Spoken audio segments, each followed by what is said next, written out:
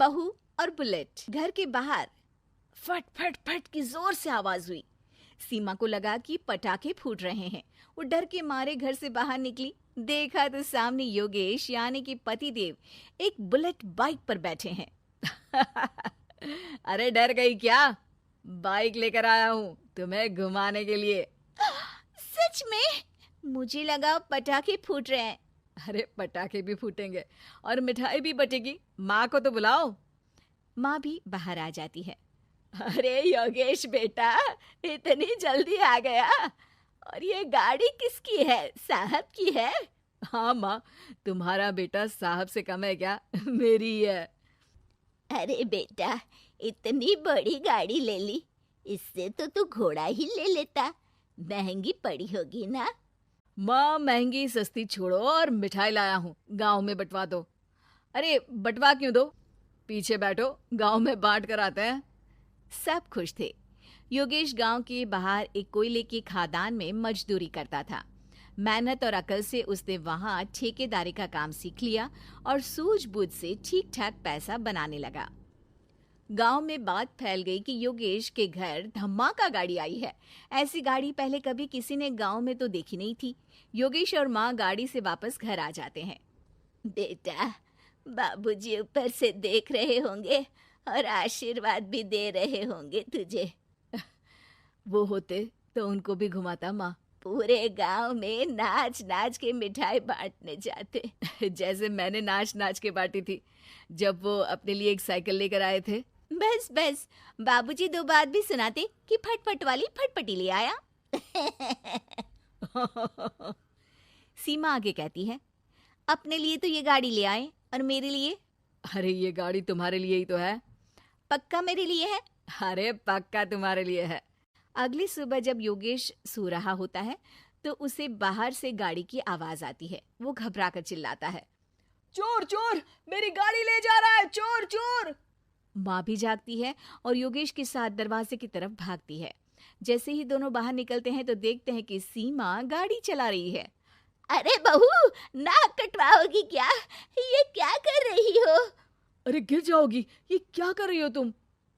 सीमा गाड़ी को रोक कर कहती है, सारे गांव में घुमा लाई, कहीं नहीं गिरी। क्या? सारे गांव में घुमा लाई? अरे लोग क्या कहेंगे बहू? सोचा क्या एक बार?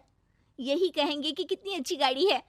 अरे तुम्हारे बारे में। हाँ, कहेंगे ना कि देखो कितनी अच्छी गाड़ी पर बैठी है। बहू गाड़ी रखकर योगेश और सासू माँ के पास जाती है। तुमने कब गाड़ी चलाना सीखा? हमारे बाबूजी के पास पुरानी स्कूटर थी, सीख ली। फिर स्कूल में एक मास्टर जी भी ऐसी ही गाड़ी लेकर आते थे, उन्होंने सिखा दी।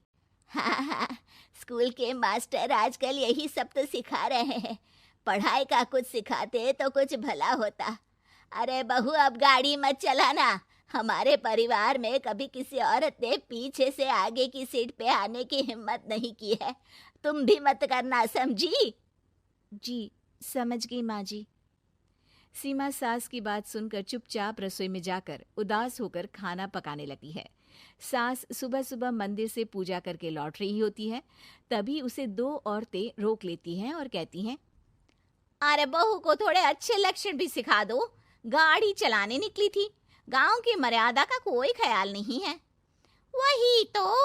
अरे पैसे आने लगे हैं तो क्या मतलब कि किसी रीति रिवाज को नहीं मानोगे? अरे समाज में रहना है तो समाज के ढंग से ही रहना पड़ता है। अरे लाज भी नहीं आई बहू को? चूल्हे चौके से निकलकर सीधे गाड़ी लेकर चौराहे चबूतरे नाप लिए, फट फट फट करते हुए। अरे कुछ कह देना उसे। अरे ये क्या कहेगी? बूढ़ी सास है, इनकी थोड़ी ना चलती होगी घर में। हाँ, बहू की ही चलती होगी, मर्जी भी और गाड़ी भी। सास सब सुनकर घर आती है और बहू को चिल्ला के बुलाती है, अरे नाक कटवा दी सबके सामने गाड़ी चलाकर। औरत जात गाड़ी नहीं चलाती। शहरों में तो 4 पहियों वाली गाड़ी भी चलाती हैं और हेलीकॉप्टर, हवाई जहाज भी। शहर में थोड़ी ना रहती हो मैडम साहिबा। आज के बाद गाड़ी से ही नहीं, यूं भी निकलना बंद तुम्हारा घर से। माँ सही कह रही है। कहीं भी जाना हो तो मुझे बता देना, मैं लेकर चलूंगा। आज माँ को तुम्हारे कारण कितनी बातें सुननी पड़ी। इतना कहते हुए योगेश वहां से चला जाता है। बारिश की वजह से कारखाने के रोड पर कीचड़ रहता है, इसीलिए योगेश गाड़ी घर रख कर जाता है और किसी से लिफ्ट लेकर कारखाने पहुंचता है ताकि नई गाड़ी गंदी ना हो। लेकिन शाम को इतनी तेज बारिश होती है कि उसे वापस आने का कोई साधन ही नहीं मिलता। बारिश बढ़ती जाती है, रात के 11 बज जाते हैं।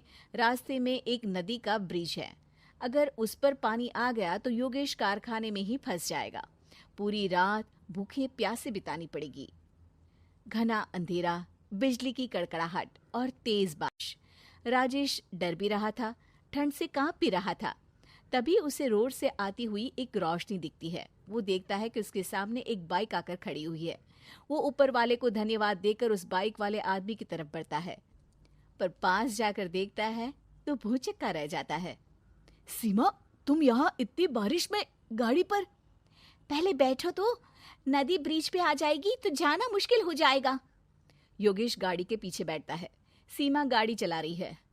मैंने तो तुमको पहचाना ही नहीं। गाड़ी की आवाज तो पहचानी होगी ना। अरे पर मुझे नहीं पता था कि तुम आओगी। अच्छा किया कि तुम आ गई। माँ नहीं आने दे रही थी, पर हमेशा पति पत्नी की रक्षा थोड़ी ना करेगा, पत्नी को भी तो करनी चाहिए। योगेश को सुबह अपने किए पर पछतावा होता है। उसकी आंख में आंसू आ गए जो बारिश की बूंदों में बह गए थे। उसके बाद सीमा को सास ने और योगेश ने खुशी खुशी समाज की सीमा लांघने की मंजूरी दे दी। अब वो जहां भी जाती फट फट फट गाड़ी पे ही जाती।